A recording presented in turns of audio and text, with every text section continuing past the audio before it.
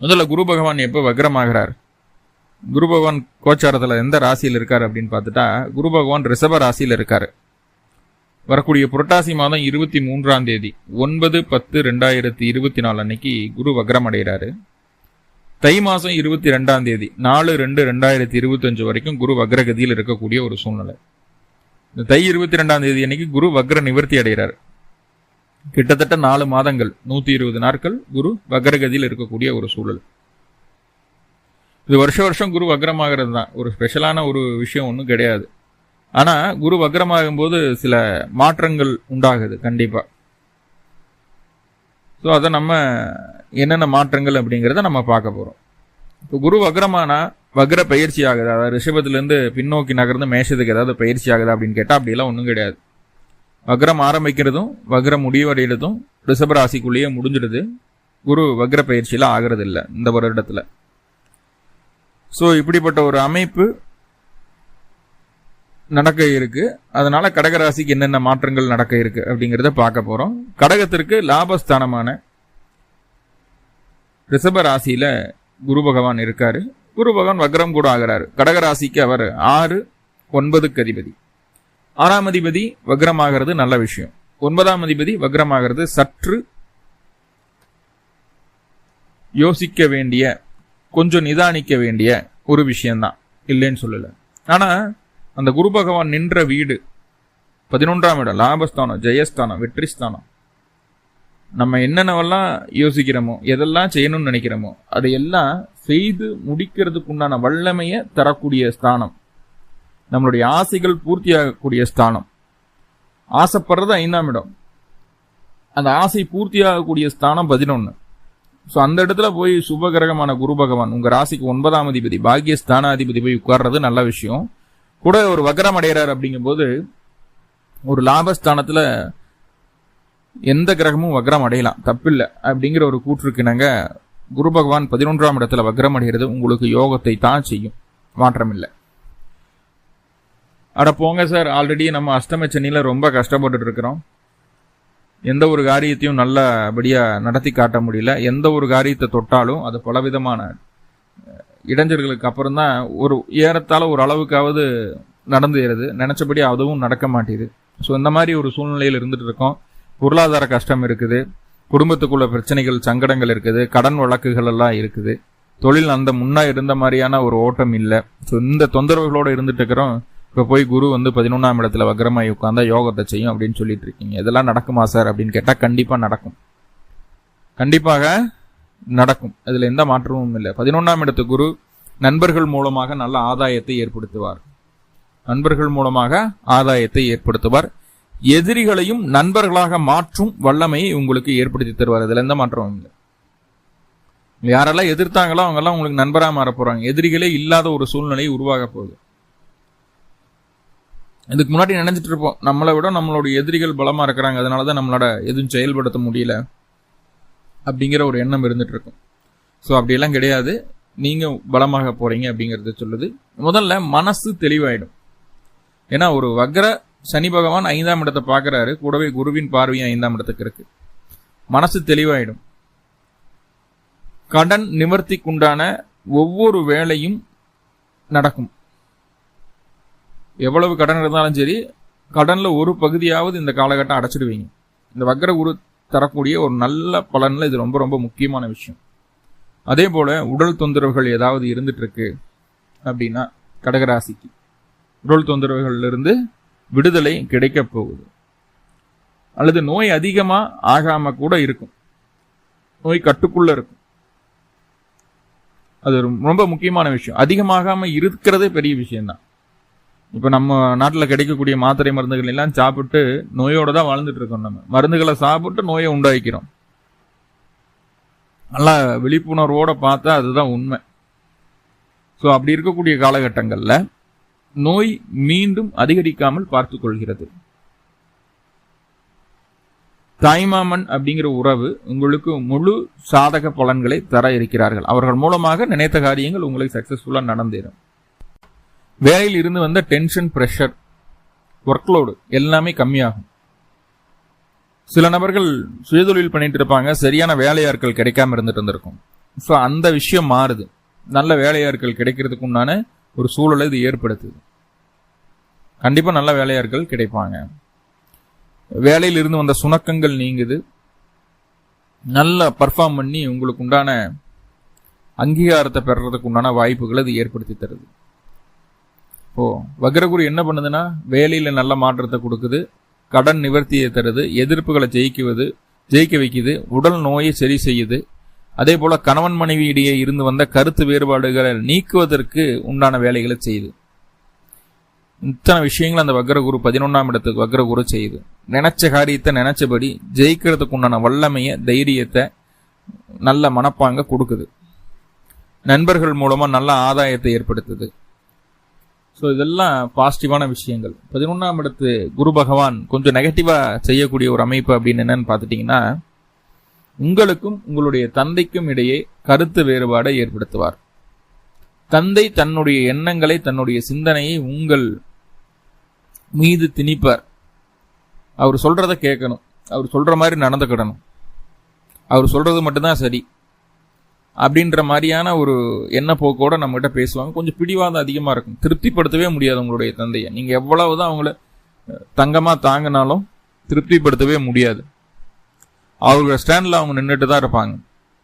So தந்தை கிட்ட மட்டும் இருந்துதான் இந்த மாதிரியான அமைப்புகள் நடக்க இருக்கு அப்படின்னு பார்த்துட்டா அப்படி கிடையாது.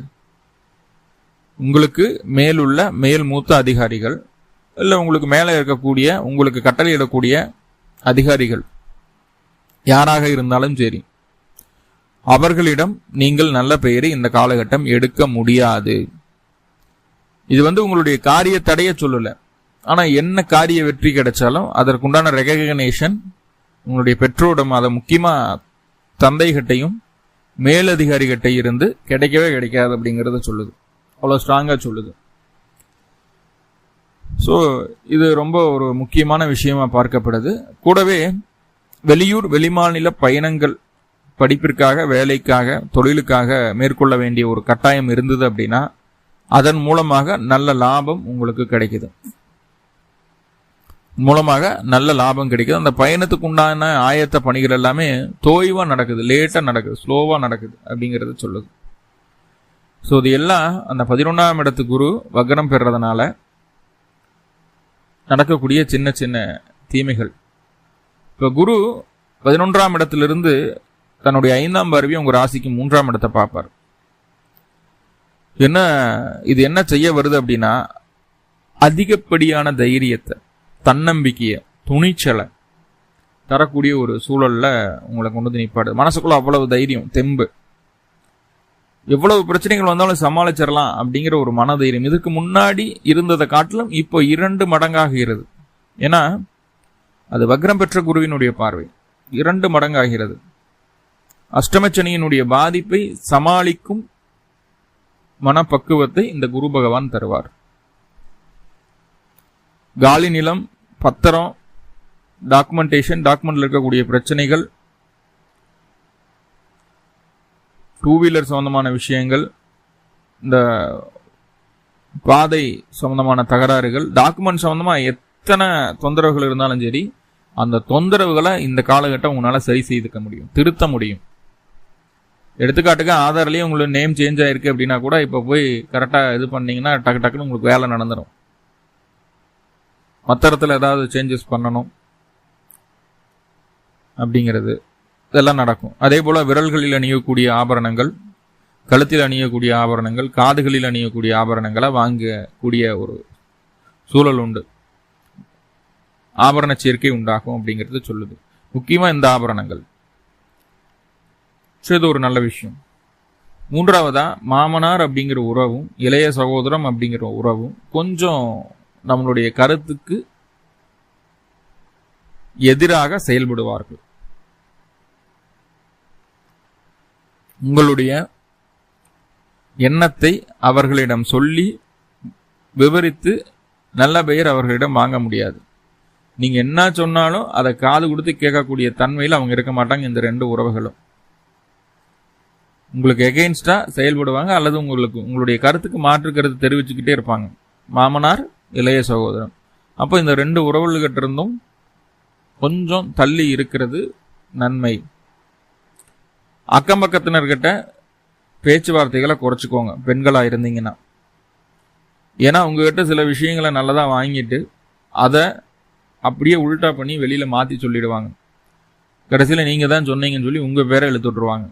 ஸோ முடிஞ்ச அளவுக்கு அந்த கம்யூனிகேஷன் சம்மந்தமான விஷயங்களில் உங்களுடைய கருத்தை வெளியே தெரிவிக்கக்கூடிய ஒரு அமைப்புகளில் உங்களுடைய கருத்து நீங்கள் சில விஷயங்களை சொல்கிறீங்கன்னா அது ஓகே. மற்றவர்களை பற்றி நீங்கள் பேசும்போது, மூன்றாவது நபரை பற்றி நீங்கள் பேசும்போது கவனம். மூன்றாவது நபர் அப்படிங்கிறது நீங்கள் உங்கள் குடும்பத்தாரை தவிர்த்து மற்ற யாரை பற்றி பேசினாலும் அது வதந்தியாக மாறுறதுக்கு வாய்ப்புகள் உண்டு. அந்த வதந்திக்கு காரணம் நீங்கள் ஆகிவிடுவீர்கள். அதன் மூலமாக உங்களுடைய பெயர் சற்று டேமேஜ் ஆகிறதுக்கு வாய்ப்பு உண்டு. ஸோ கவனம். ஓகே, 2 வீலர் வாங்கணும் அப்படின்னா அந்த காலகட்டம் வாங்கலாம்.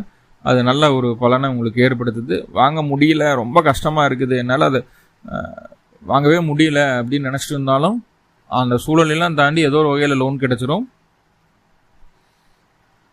வாங்கிறதுக்குண்டான அமைப்பும் உருவாகிடும். ஸோ அது நல்ல விஷயம்தான்.